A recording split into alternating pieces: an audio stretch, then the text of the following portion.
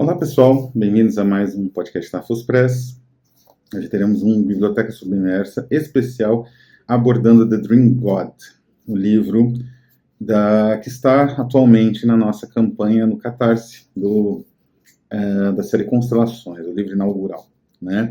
Vou aproveitar, essa semana vamos ter 2 vídeos. No segundo vídeo eu vou falar um pouco a respeito de alguns aspectos interessantes e perenes do livro O Outro Lado, a maneira como ele influenciou algumas abordagens sobre sonho, algumas ideias, essa parceria, né, do Alfred Kubin, parceria entre aspas, né, mas essa proximidade espiritual do Alfred Kubin com outro grande iconoclasta austríaco do Império Austro-Húngaro, que era o Karl Kraus, né, os dois pouquíssimo conhecidos no Brasil, infelizmente. E, enfim, é a última semana da campanha, últimos dias, na verdade, da campanha O Outro Lado. Apoiem, porque é um livro muito complexo, muito caro. Ele tem mais de 300 páginas, dificílimas de diagramar, porque são 50 ilustrações, né?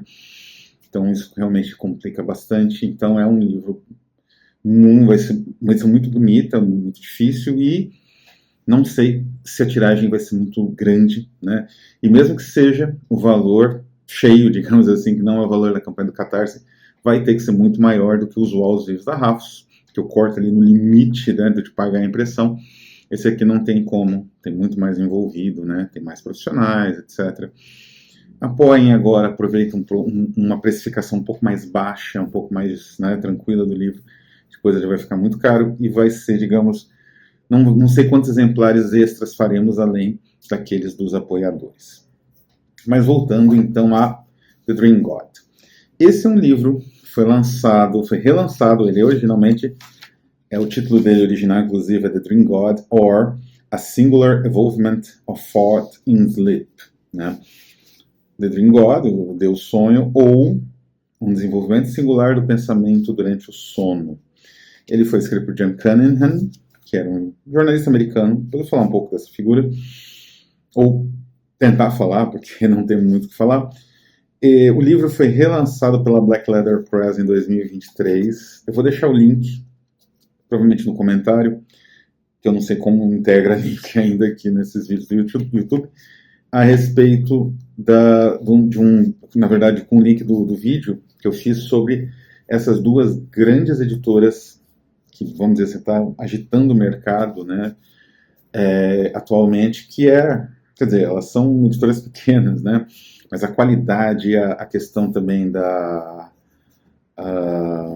curadoria é sensacional, que é a Occult Press e a Black Letter Press, né?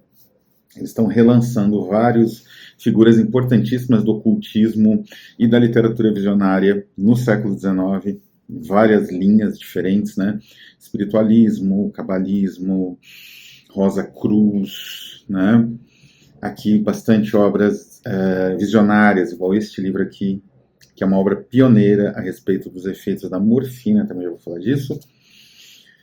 Então são duas editoras que até inspiraram diretamente, não tem nenhum problema em assumir isso, né? Elas inspiraram diretamente a constelações, inclusive com os títulos, né? Aqui é o Dream God, vou traduzir em breve o Doula Bell, né? Que vai ser uma tradução, é um livro um pouco mais longo, então vai ser uma tradução mais complexa. Vai ser mais no final do ano, mas vai ser provavelmente o segundo Constelações. Bom, voltando. O que acontece com este livro aqui? Ele é de 1873, a edição original. John Cunningham é um autor que tem pouquíssima informação na internet, né? O que é bizarro. Não sei se era um pseudônimo. Assim, ele aparentemente era um jornalista. E, inclusive, este livro aqui tem bastante importância. Ele é mencionado, por exemplo, pelo Public Domain Review, que é um site também importantíssimo, né, de material em domínio público. Sempre eles fazem ensaios, eles recuperam imagens, né, coisas assim do gênero. Então, o Dream God está lá também. E é outra fonte inesgotável da Rafus Press, o Public Domain Review. Mas não tem muita informação sobre o autor. Eu acredito que seja um indivíduo aí ligado a digamos assim, as correntes espiritualistas e ocultistas do final do século XIX, que no caso específico dos Estados Unidos, ele é americano, né, acabaram, digamos assim, desembocando na teosofia em versão americana. Né? A teosofia foi um boom, né, místico no final do século XIX, ele é um pouco antes, mas ele já tem alguns elementos, né, que vão fazer parte da teosofia.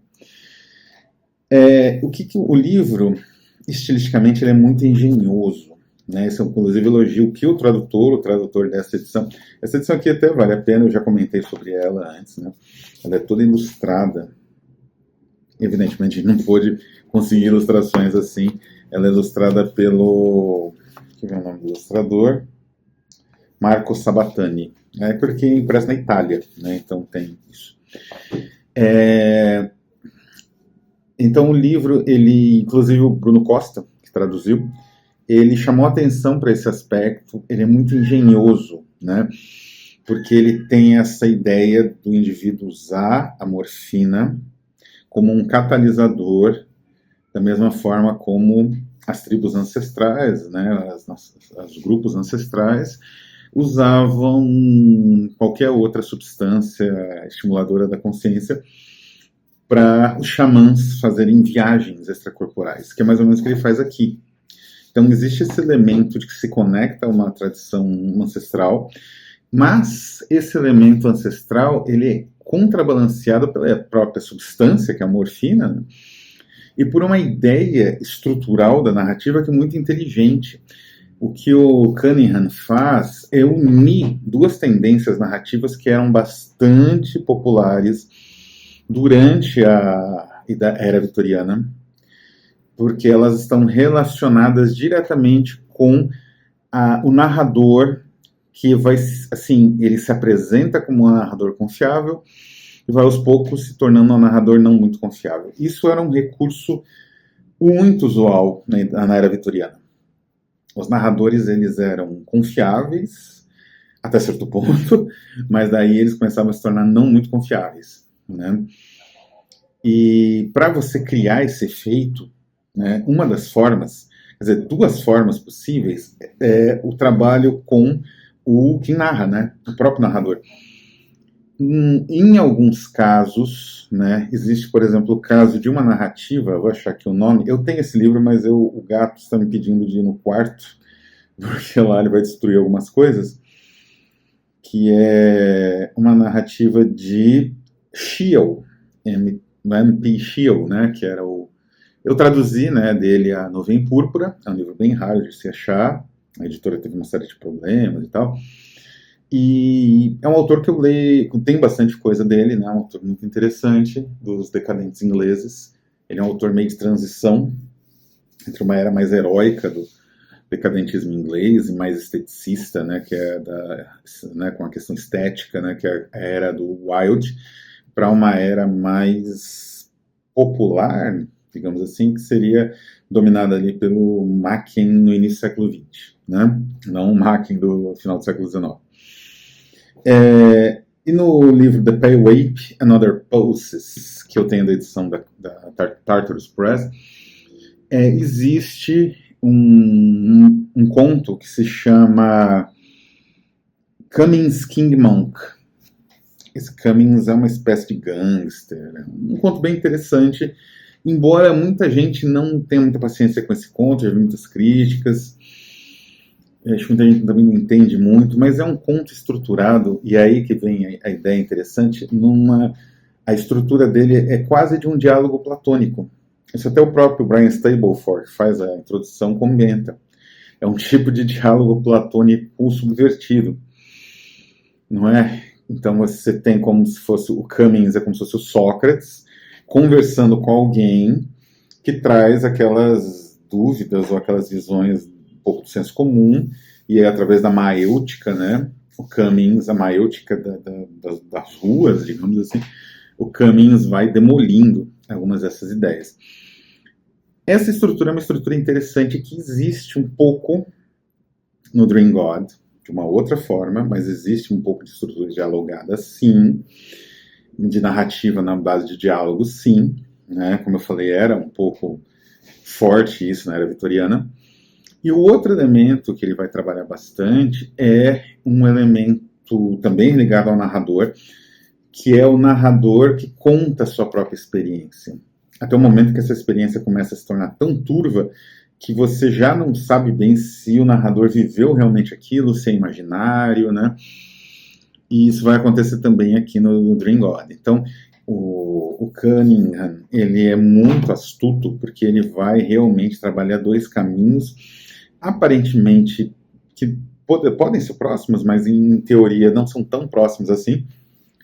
A estrutura de uma narrativa dialogada, nos moldes dos diálogos platônicos, e a estrutura do indivíduo que conta a história para outro, e aí contando a história, ele vai distorcer um pouco as coisas naturalmente, né? E aí entra o elemento fantástico, o elemento de questionamento de se aquelas informações são verdadeiras, e por aí vai, né? E o Cunningham trabalha essas duas estruturas nessa narrativa. Isso faz com que seja muito dinâmico, né, o processo narrativo, e que ele seja acompanhado, visionário em vários sentidos. O principal é que ele é acompanhado por uma espécie de um guia, e esse guia é um indivíduo que vai apresentando para ele o outro mundo, né, assim, o nosso mundo, mas de uma perspectiva um pouco nova, digamos assim, né? É uma viagem mental, né? Isso também é muito interessante, porque é aquele tipo de ideia bastante, né, da literatura visionária, de uma viagem sem sair do lugar, né? A viagem mental. Isso daí começa aqui e vai terminar num filme como Altered States, né? Do Ken Russell, né? Acho que é o Ken Russell, o diretor, que é um filme sensacional e trabalha isso, né? Quer dizer, é uma espécie de experiência muito semelhante à do John Cunningham, não é? Num filme dos anos 60, dos 70, né? Quer dizer, eu acho que ele é mais recente, mas ele é muito inspirado pela contracultura, né? O filme Altered States, né? As imagens, né? Bode, a cabeça de bode crucificado, né? O indivíduo com uma cabeça de bode na cruz. Essas imagens são muito poderosas, e o Cunningham, ele trabalha essa mesma estrutura. Quer dizer, ele usa um elemento, um expansor da consciência, esse elemento vai dar um efeito nele de sono, digamos assim, e no momento que ele vai dormir, ele vai ter uma viagem, literalmente, né, às mais distantes paragens, tendo aí também, isso também é uma estrutura clássica, digamos, junto com a própria narrativa dialogada, tendo um companheiro, como o Virgílio, Inferno de Dante, né? Quer dizer, da comédia de Dante, né? Isso é na primeira parte. Mas onde o Virgílio segue ele, né? Acho que até o Purgatório, agora não lembro. Mas, enfim, o Inferno com certeza. Então, e o que conta mais ou menos aqui, né? Como eu falei, é uma espécie de viagem, existe um deslocamento. E nesse deslocamento, o personagem central, o narrador aqui da trama, ele vai conhecendo outros lugares muito exóticos. Nesse ponto, eu estou escrevendo a introdução a respeito desse texto, né, que vai junto do livro, que é necessária essa introdução, porque nesse ponto do exotismo, a narrativa, ela, como eu vou dizer assim, ela tem uma natureza que não é exatamente... é uma natureza que às vezes se aproxima um pouco do estereótipo, ela dá uma derrapada na caracterização desse outro universo, né? Porque aqui a gente está falando em 1870 e tantos, né? Então, 74, 73. Então, o aspecto exótico ainda era muito forte, né? Então, por mais que o Cunningham fosse realmente um narrador muito astuto, muito inteligente, que sabia montar a narrativa de uma forma bastante complexa, ele ainda era um homem do seu tempo, né? Então, de fato, ele vai ter problemas em representar, sei lá, países asiáticos, né? Líderes asiáticos. Ele vai, digamos assim, encaminhar né? Seja na alucinação, seja na verdade, na realidade narrativa ali montando o livro, ele vai caminhar mais próximo das experiências que ele tinha, ou que imagina, assim, que eram projetadas no imaginário dele, que eram as experiências comuns, cotidianas e que tendiam ao, pelo menos, a um preconceito, ou pelo menos um certo estereótipo, né? É sempre importante ter isso em mente, porque é um livro que tem bem mais de 100 anos, né? Então, quase 160 anos, né? Então, é bom a gente ter em mente isso, não é? E trabalhar com isso, tendo, né, em vista que não é uma obra cujo, digamos assim, o diálogo com o universo contemporâneo é 100% sem ruído, não é? A gente tem algum ruído, com certeza. Mas fora isso, como eu disse, a forma e a maneira como é representada digamos assim, a jornada visionária é muito, muito bem feita. Como eu disse, ela antecipa certas tendências, antecipa a forma de entendimento na realidade da literatura visionária. Ela é, digamos assim, desde a Swedenborg, essa é uma das obras, ou The Quincy, né? Blake, um pouco. Essa é uma obra muito, muito entranhada nesse universo visionário, né? Quer dizer, ela faz questão de se colocar como esse, tem até no livro, né?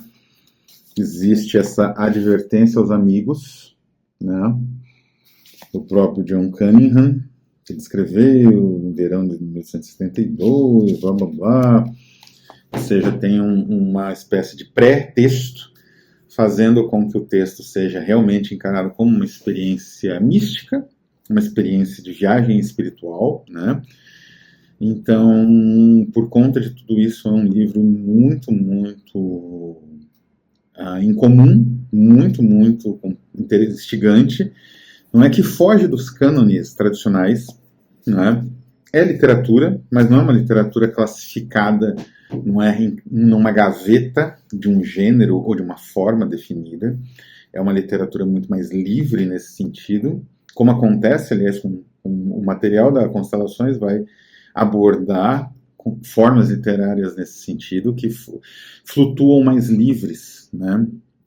Desse universo muito concentracionário, né? Digamos assim, conceitos fechados em gêneros, em tipos textuais, em discursos, no que seja.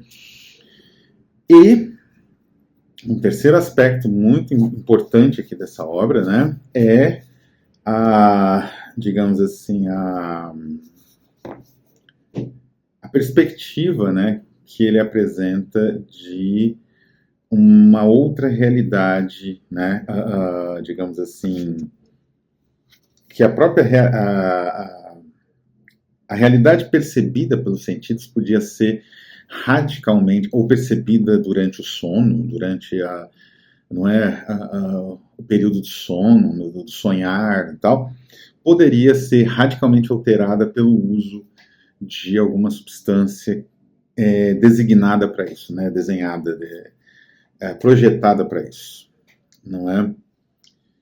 Como eu disse, isso é o chute, né, na modernidade nesse sentido, porque a ideia de embriaguez, até no século XX, ligada à poesia, era uma ideia mais epistemológica, digamos assim, né? Quer dizer, a embriaguez é necessária para a criação poética e tal, mas como que isso se dá? Não é? Qual que é o efeito real disso? É mais ou menos isso que esse livro busca, né, decifrar. Então, é um livro curto, como vocês podem ver, né? Então, ele vai ser uma leitura rápida, tranquila. Tem em torno de 60 páginas na nossa edição, né? Tem minha introdução também. Vou falar um pouco, né, dessa tradição, desse tipo de narrativa. Tentei evitar muitos spoilers, né, nesse vídeo, então não falei muito da história em si, que é uma história que é importante, que se lida. Então, né, se eu for falar, né, eu falo do geral, que em qualquer lugar na internet que se procure Dream God, inclusive no próprio site da Black Leather, vocês vão encontrar esse tipo de informação que eu dei aqui. Mas é uma obra que eu espero que vocês apreciem. É muito instigante, muito interessante e muito rica. né? É o nosso primeiro volume da série Constelações, espero que seja uma série longa, tem bastante material interessante que eu já estou agregando, né? Inclusive de outras fontes em espanhol, né? Eu estou começando a trazer material também aí de uma outra editora próxima, tanto da Black Leather quanto da Occult, mas é uma editora que eu já falei tanto aqui no canal, que eu não queria nem me repetir, nem falar de novo nela, que é a La Felgueira, né? A La Felgueira é uma outra editora que tem uma natureza aí de contracultural, e nisso se associa essas duas, né, que buscam esse ocultismo contracultural e, digamos assim, estético, e não, né, o tradicional. Mas então é isso. É um livro muito instigante. Espero que todos que apoiaram apreciem, porque vale a pena. E, como eu disse, a tradução meticulosa do Bruno foi bastante penosa, né? Ele teve bastante trabalho. Então, vale a pena apoiar, né? Para conhecer esse trabalho incrível do Bruno Costa, como tradutor. Então, eu vou ficando por aqui, não é? Apoiem as campanhas, estão a Dream God tem bastante tempo, então dá para apoiar até depois do carnaval, mas a Outro Lado está bem no finalzinho, então poucos dias para acabar. Apoiem quem puder. Eu nem sei se já acabou quando esse vídeo sair, espero que não, espero que eu consiga postar esse vídeo já na segunda-feira, mas de qualquer forma apoiem, né? Se a campanha Outro Lado estiver ainda em funcionamento, apoie. E a Constelações, né? A gente precisa bastante do apoio, porque são obras, como eu disse, difíceis, dão bastante trabalho, e é uma editora pequena que tem pouquíssimos recursos, é o que a gente consegue, às vezes, com a ajuda de amigos, né? Os tradutores, que entendem a situação, que também vivem ela, né? Mas, usualmente, né, a gente depende, né, dos nossos autores, tradutores, ilustradores, capistas, ou que trabalham conosco, e, claro, dos nossos leitores. É uma comunidade, a Rafus Press sempre foi, e espero contar com o apoio de quem puder apoiar, né? Então é isso, vou ficando por aqui. Conheçam Constelações, ocultismo de um outro estilo, de uma outra forma, a partir de um outro formato, e até a próxima.